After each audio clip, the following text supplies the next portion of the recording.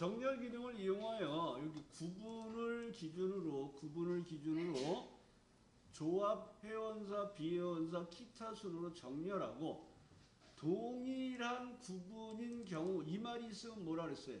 기준 추가. 정렬을 두 번 하는 게 아니에요. 증감량의 글꼴색이 아래 표시되도록 하라 그랬어요. 그러면 여기서도 여러분이 봐야 될 게 구분이 이렇게 내려가면 이 합계라고 되어 있는 부분은 어떻게 되어 있냐면 병합되어 있어요. 여기는 구분이라는 값이 없어요. 그래서 이런 경우에 특히 이런 경우에 범위를 합계를 빼고 범위를 잡고 하셔야 돼요. 이게 함정 문제예요. 그리고 분석 작업할 때 자동 범위 지정하는 거 하지 마세요.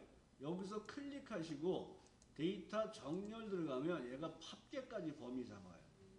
그리고 또 하나 여기가 지금 떨어져 있잖아요. 근데 얘가 붙어 있으면 여기를 삭제해서 붙여버리면 여기서 정렬하면 얘가 이렇게 다 잡아버려요. 그러면 여러분들이 이제 당황들을 하세요. 실제 시험 볼 때. 그러니까 항상 자동 범위 지정을 하지 마시고 수동으로 잡으면서 뭐를 하냐면 두 개예요. 정렬하고 피벗은 병합된 부분을 제외하고 잡으셔야 돼요. 꼭 기억하세요. 자, 업체명서부터 합계를 제외한 줄까지 범위 잡으시고. 자, 범위 같이 할게요. 범위 잡으시고 데이터 탭 정렬에 들어가셔서 우리는 구분을 기준으로 정렬하는 방법을 정하는데 얘가 조, 회, 비, 기 그러면 얘는 오름차순, 내림차순이 아니에요. 그럼 여기서 사용자 지정 목록으로 들어가셔서 직접 쓰셔야 돼요. 그래서 조합 엔터 회원사 오타 없이 치셔야 돼요. 회원사 엔터 비회원사 엔터 조합 이렇게 추가를 하시고 밑에 보면 이렇게 조합 회원사 비회원사 틀렸네요. 기타인데 기타 추가 이렇게 쓰시고 확인하시면 이게 이제 첫 번째 정렬의 기준을 잡고 방법을 정하신 거예요. 기준 추가하시는데 두 번째는 증감량의 글꼴색을 그러면 증감량에 있는 걸 보시면 여기가 글꼴색이 검정과 빨강이 있잖아요.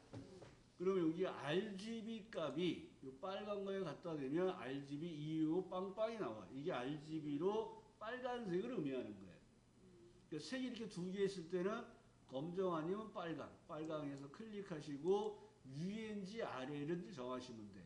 그래서 아래쪽 표시하고 확인을 누르셔서 조합이라는 구분만 보셔야 돼요. 여기에서 증감량의 글꼴색이 밑에 떨어진 거예요. 그러니까 첫 번째 기준의 값들만 가지고 두 번째 기준이 들어가는 거예요. 되셨나요? 네. 자, 부분합을 보겠습니다. 부분합은 항상 정답지가 나와 있어요.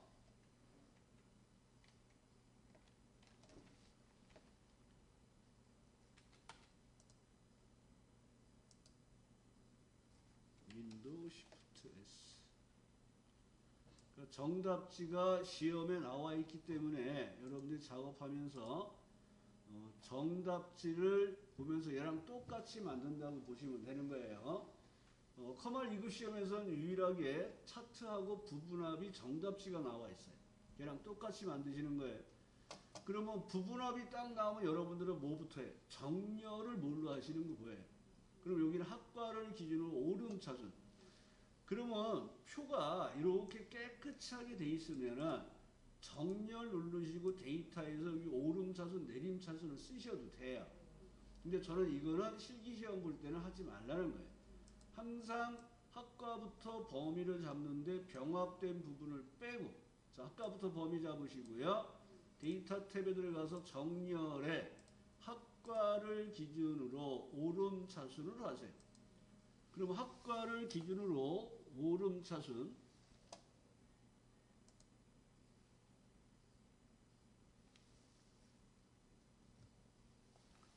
를 하시고 나서 여기 이제 학과가 오름차순 돼 있나 보시고 범위가 이렇게 그대로 잡힌 상태에서 하시면 좋아요.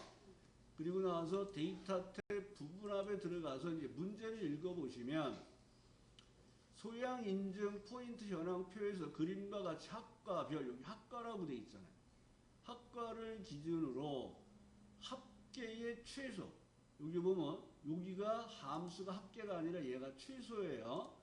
그 다음에 맨 밑에 있는 합계를 기준으로 하라는 거예요.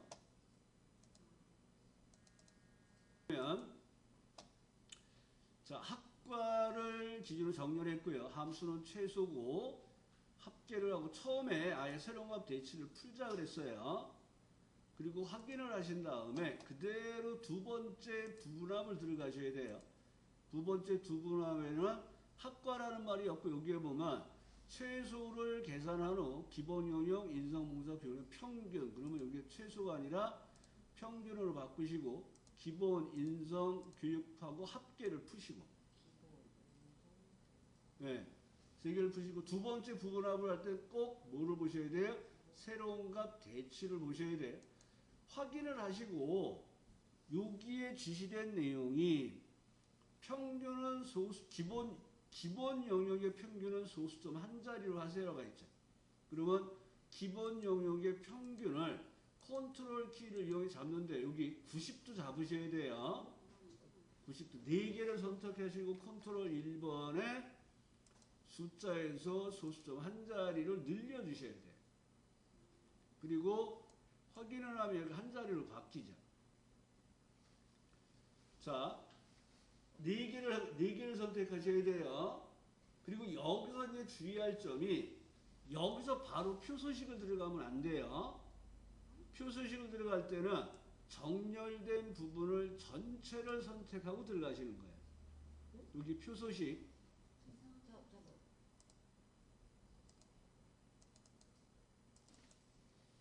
요렇게 4개가 잡힌 상태에서 표소식 들어가면 표소식이 안 돼요. 얘는 표가 아니란 말이에요. 그리고 학과부터 전체를 이렇게 범위를 잡고 표소식을 들어가는데 문제는 표소식에 들어가면 부분합을 이제 못 써요. 그러니까 여기서 여러분들이 검토를 하셔야 돼요. 그러니까 여기에 있는 정답지를 보면서 밑에 2개, 이게 215, 78, 215, 78, 오케이. 그러니까 최소값 하나, 평값 하나는 확인하시란 말이에요. 그리고 나서 홈에 들어가서 표소식에 들어가서 보통이 중간이죠. 보통이 2번이니까 2번을 눌러주시고 범위가 다시 한번 나와요. 그러니까 표소식 작업할 때 범위가 밑에 전체 최소값이 빠지는 경우들이 있어요. 그러니까 이거는 자동 정렬했을 자동으로 했을 때 이렇게 돼요. 수동으로 하면 괜찮은데. 그리고 확인을 하셔서 최종 모양을 여기 A열의 너비를 넓혀서 좀 모양을 내주시면 돼요. 여기서 데이터 탭 들어가 보세요. 여기 부분합이 사용을 할 수가 없어요. 그럼 여기에 들어갔더니 부분합이 잘못됐어요. 그러면 부분합 해제가 못하잖아요. 근데 여기 보면 테이블 디자인이라는 게 있어요. 여기에 보면 범위로 변환이라는 명령이 그러니까 이 테이블을 만들면 액세스 형태의 테이블이 된 거예요. 엑셀 데이터를 가지고 액세스형으로 만들어 놓은 거예요. 그래서 얘를 다시 엑셀로 돌려준다고 생각하는 게 범위 변환이에요. 범위로 변환. 얘를 눌러주면 여기 필터 단추가 없어지면서 데이터 탭에서 부분합을 다시 쓸 수가 있어요. 근데 여기서 이제 모두 제거를 하더라도 색들이 남아있어요. 이제 골치 아파지는 거예요. 그러면 우선 해야 될 게 채우기 없음. 글자색 검정. 그리고 맨 밑에 또 선이 하나 없어졌어요. 그럼 테두리 모든 테두리를 다시 집어넣고 또 모양을 내야 된단 말이에요.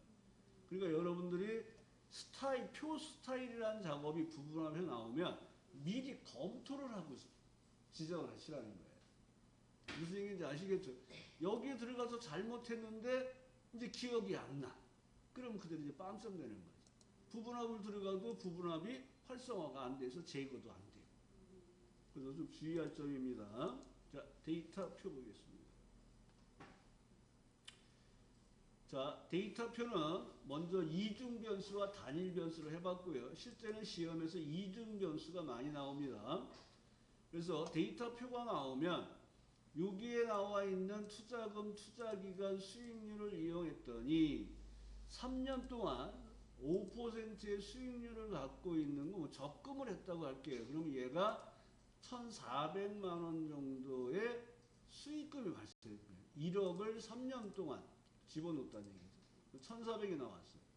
근데 수익률이 이렇게 1에서 10%로 투자기간에서 1년에서 10년으로 바꿨을 때는 수익금의 변화가 어떻게 되는지 표에 계산해 주세요. 이렇게 D11에서 H20이 나온다. 이게 함정이에요.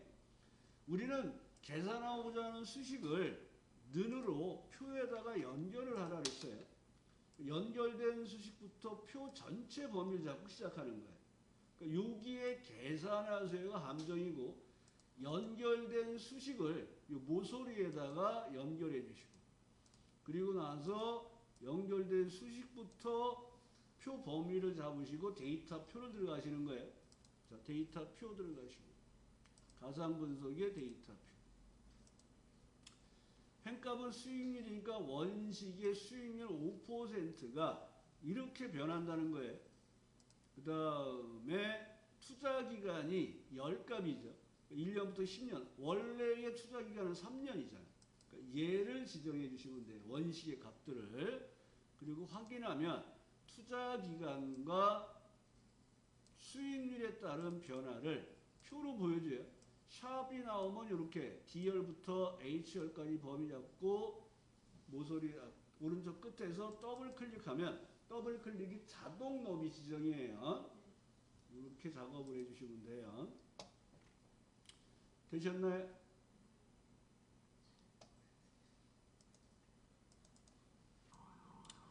자, 목표값 찾기하고 시나리오는 항상 입력값과 결과값을 구분하셔야 돼요.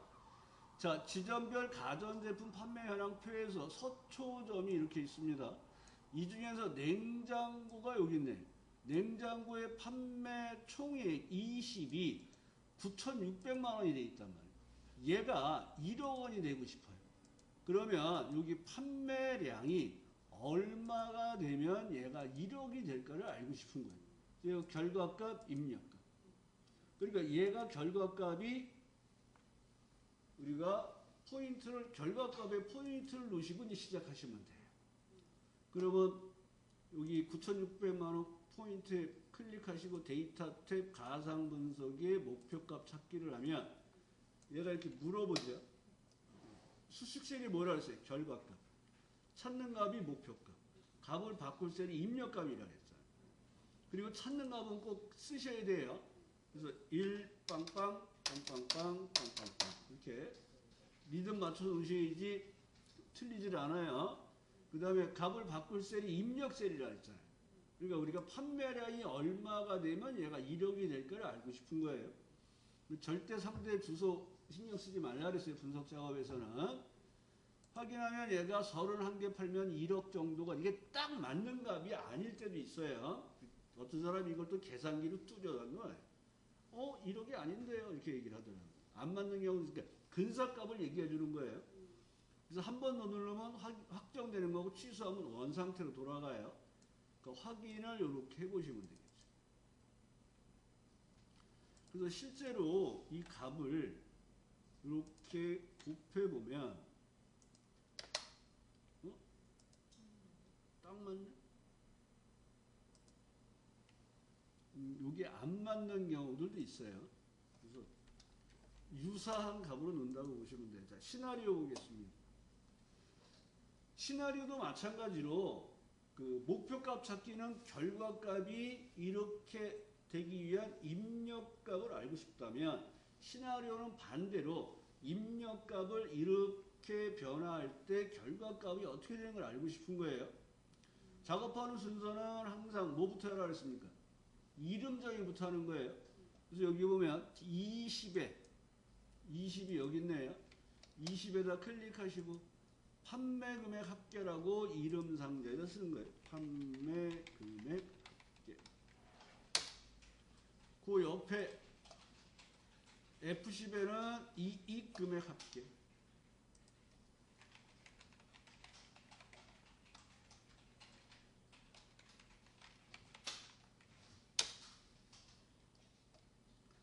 그 다음에 A13에는 마진율, A13에는 마진율. 그 다음에 B13에는 할인율이라고 넣으십니다. 자, 이름 정의가 끝나면 목록을 이렇게 눌러보세요. 그러면 마진율, 할인율, 그 다음에 이익금액 합계, 판매금액 합계 이렇게 위치들을 얘가 잡아줘요. 이름 정의를 4개를 한 거예요.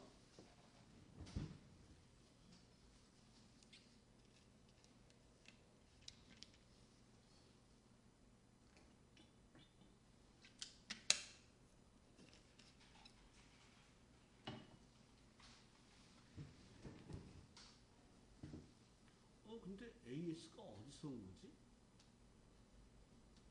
딜라이브가 있고 스카이라이프가 2개가 있는데. 이름 정의 수정 어디서 하는 거죠? 자, 이름 정의가 잘못됐으면 수식 탭 이름 관리자에 가서 수정을 하셔야 돼요. 자, 이름 정의가 끝나면 문제를 읽으면서 여기서는 입력값과 결과값을 봐야 돼요. 먼저 나온 게 입력값이에요. 그래서 KS마트 특별계획적 원피스 판매 현황 표에서 마진율과 할인율이, 그럼 얘가 입력값이에요. 이렇게 아래같이 변할 경우에 판매 금액의 합계와 이익 금액의 합계, 이것도 순서 맞게 범위 잡으셔야 돼요. 판매 금액의 합계가 먼저 나왔잖아요. 그러면 결과값은 얘가 먼저 나와야 돼요. 그 다음에 이익 금액 합계. 그러면 이제 이익 증가 시나리오와 이익 감소 시나리오 2개를 만드시는데 입력값 2개를 범위 잡고 시작하는 거예요. 그러니까 목표값 찾기는 결과값에서 놓고 시작하시는 거고 시나리오는 입력값에서 범위 잡고 시작하시는 거예요.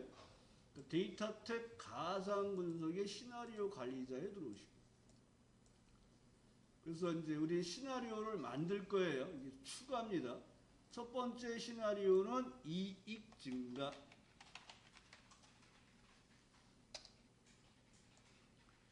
이익 증가를 하시고 항상 탭 키를 눌러보시는 거예요.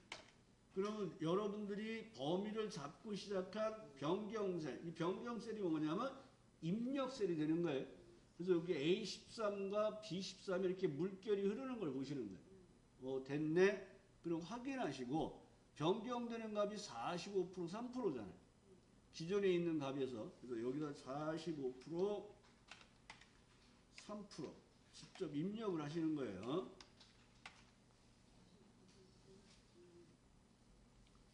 그 다음에 이제 두 번째 시나리오가 하나 더 있잖아요. 이익 감소라고. 이제 추가하시고 시나리오 이름은 이익 감소라고 쓰시고.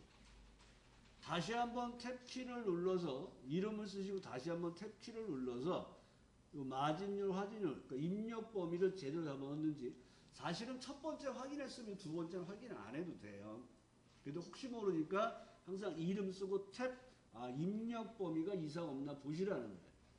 그리고 확인하신 다음에 변경되는 값이 얼마? 25, 8%. 25% 탭 8%.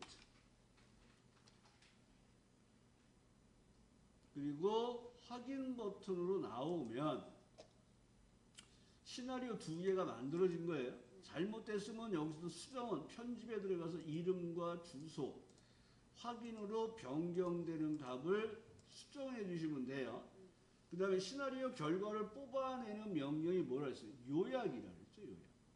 요약 누르시면 얘가 어디를 잡고 있냐면 F10을 잡고 있어요. 근데 우리는 이 앞에도 범위잖아요. 그래서 컨트롤 누르고 클릭하면 빵점이에요. 순서가 판매 금액과 이익 금액 합계를 보여달라는 거예요. 그래서 얘는 F10, 20 그러면 결과가 이렇게 나와. 이익 금액 합계 원하는 판매 금액이 나와요. 그리고 빵점이에요. 그러니까 그 순서도 기억을 하셔야 돼요. 이런 식으로 잘못되면 시나리오 요약 시트를 삭제하고 그리고 데이터 탭 가상 분석의 시나리오 관리자에 가서 요약하시고 얘를 클릭 또는 드래그를 하셔도 돼요. 이렇게 F20이 먼저 나오면서 F10 붙어 있으면 드래그 하시면 20 콜론 F10이 나와요. 근데 아까는 우리가 주소가 지정이 돼 있을 때는 상대 주소, 내가 지정을 하면 절대 주소. 그러니까 분석 작업에서 상대 절대 신경 쓰지 말라는 거예요. 근데 나온 대로 그냥 쓰시면 돼요. 자, 확인을 하시면 현재 시트를 기준으로 왼쪽에 나와요. 그러면 여기서 여러분들이 여기에 이름 정의 4개가 오터 없이 잘 됐는지 보시고, 시나리오 이름 2개가 오터 없이 잘 됐나 보시고, 변경값 2개가 이상 없이 입력됐는지 보시면 돼. 이거는 알 수가 없어요. 그리고 최종적으로 여러분들은 맨 마지막에 나온 내용을 보시는데, 여기에 보면 시나리오 시트 바로 앞에 또는 왼쪽에 이렇게 나온단 말이에요. 근데 10번 중에 9번이 앞이나 왼쪽에 나오고 1번이 뒤로 간단 말이에요. 그럼 얘를 끌어다가 이렇게 뒤로 옮겨 놓는 작업을 꼭 해주셔야 돼요. 근데 시나리오 문제는 마지막에 꼭 이걸 보셔야 돼요. 위치. 되셨나요? 네.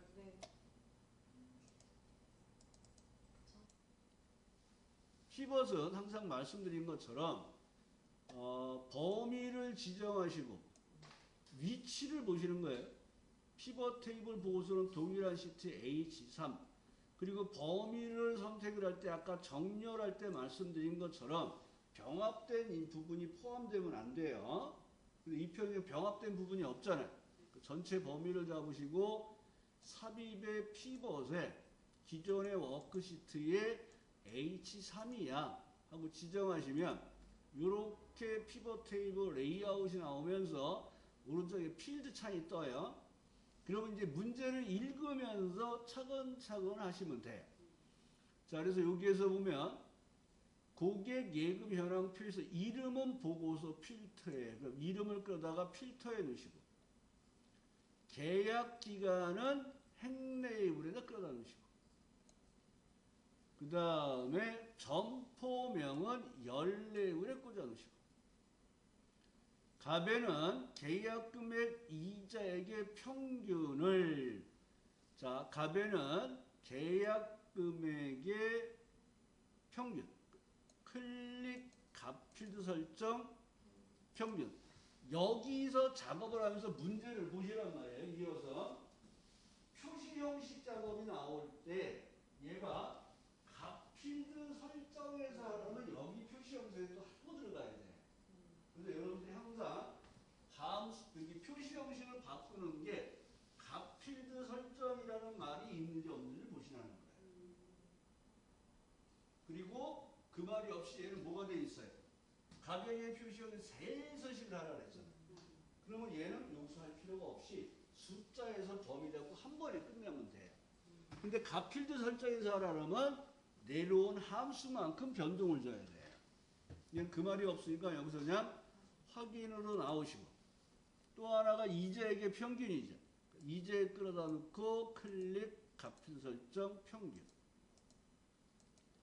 그러면 이제 배치가 어느 정도 됐어요. 그러면 여러분들이 문제에 나온 내용에 따라 시그마 값은 행 레이블을 있을 여기 보면 점포명 밑에 시그마 값이라는 게 생겨요.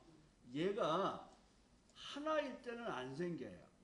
근데 이자액의 평균이에요 하고 이렇게 계산하는 작업이 2개가 되면 시그마 값이 생긴다고. 얘를 끌어다가 계약 기간 밑에다가 배치시키라는 거예요. 그 다음에 개요는 계산하면 행렬의 총합계는 나타나지 않도록. 그럼 행렬의 총합계는 어디라 그랬습니까? 디자인 탭에, 맨 위에 디자인 탭에 총합계 영역에서 하라 그랬어요. 여기에 보면 행렬의 총합계 해제 눌러서 행렬의 총합계 없애주시고, 보고서 레이아웃은 개요. 그럼 여기 보고서 레이아웃 디자인에 있어요. 개요를 눌러주시고, 그 다음에 갑 영역이라는 것은 숫자가 들어와 있는 부분만 의미하는 거예요. 그러니까 갑 영역에서 천 단위 구분기호를 누르라 했어요. 컨트롤 1번. 여기 보면 셀서식이라고 되어 있었잖아요. 그러니까 컨트롤 1번. 숫자의 천 단위 구분기호를 넣어주시면 돼요. 가병형만 범위 잡고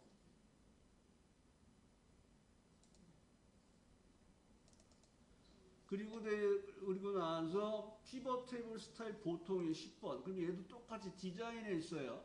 여기 피벗 스타일 보통 10번.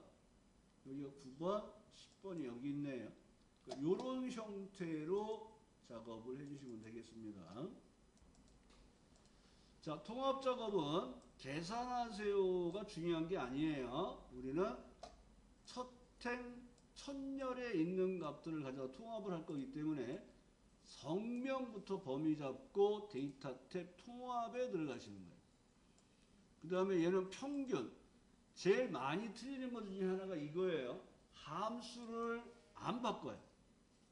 그래서 틀린 경우가 있어요. 평균 넣어주시고. 그 다음에 참조할 때 여기 성명부터 범위 잡고 추가해요. 여러분들은 지금 점포명이 없잖아요. 그러니까 무난히 잡는데 실제 문제에서는 점포명이 이렇게 들어올 수도 있어요. 그래서 추가하시고 첫 행 왼쪽료를 체크해 주시면 돼요.